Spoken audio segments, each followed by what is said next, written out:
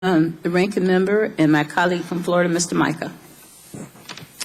Thank you, and thank you for conducting this hearing on high-speed rail and its future in the United States. I think this is a very timely hearing. We are on the verge, hopefully, of entering the era of high-speed rail. The United States is a third world country when it comes to high-speed transportation systems, and I was pleased to work with my colleagues in passing the first rail passenger reauthorization in 11 years, which we did the last few months of the Bush administration, and the President then signed the legislation that not only included reforms and reauthorization for Amtrak, but rail safety, also a strong provision to promote high-speed rail. I was pleased when the Obama administration came forward and the President himself ejected himself. It wasn't any member of Congress, but committed to a substantial investment, $8 billion, which we now have available.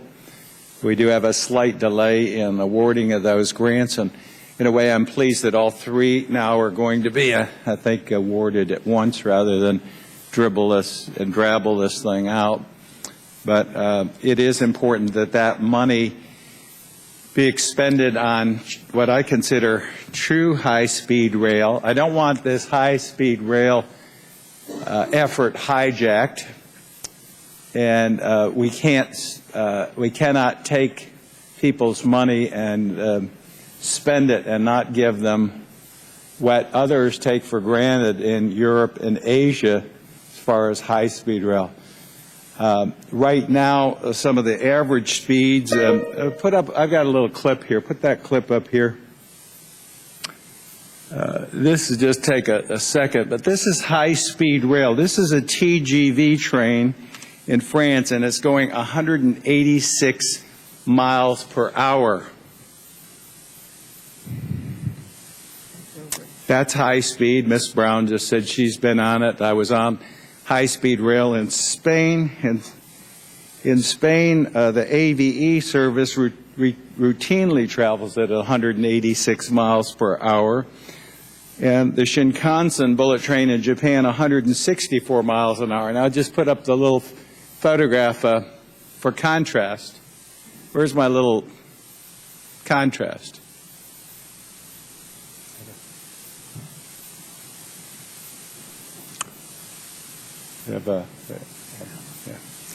Okay, this is a Sella. Now hold on.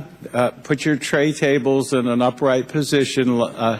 Secure your seat belts, and you're going to go forward at 83 miles an hour. This is not high-speed rail. Spending $10 billion and getting it up to 89 miles an hour is not high-speed service. So I don't want funds hijacked. I think that also we have to look at the corridors in the United States that deserve service. First of all, Amtrak, the only corridor it owns in the United States, it owns about 98% of it from Washington to New York and then on to Boston. It's about 400 and some miles. That's the only corridor that they own. 25 miles, 1,000 miles, whatever. The balance of what Amtrak runs service on is freight rail. These systems are very expensive. $8 billion sounds like a lot. Mr. Oberster and I committed to $50 billion authorization in the next surface transportation bill. Still sounds like a lot, but listen to this.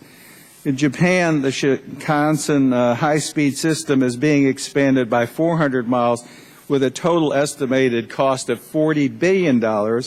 In Spain, a country about the size of Oregon, the government is committed to a national high-speed rail network that will cost $140 billion. So it takes big money to do these projects. The benefits in the Northeast Corridor are immense. And I'm telling you that I will raise the roof on the Capitol building if we do not develop high-speed rail in the Northeast Corridor.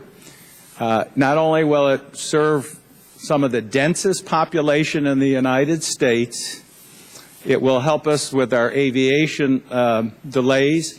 83% of the chronically delayed flights in the United States emanated from the New York and that airspace, the Northeast airspace. So we have got to have a concerted effort not to fool people and say we're putting in high-speed rail. We've got to have real high-speed service that travels at least competitively. 150 used to be the standard. Now you're looking at 160, 180 around the world. So I wanted to come today and make that statement.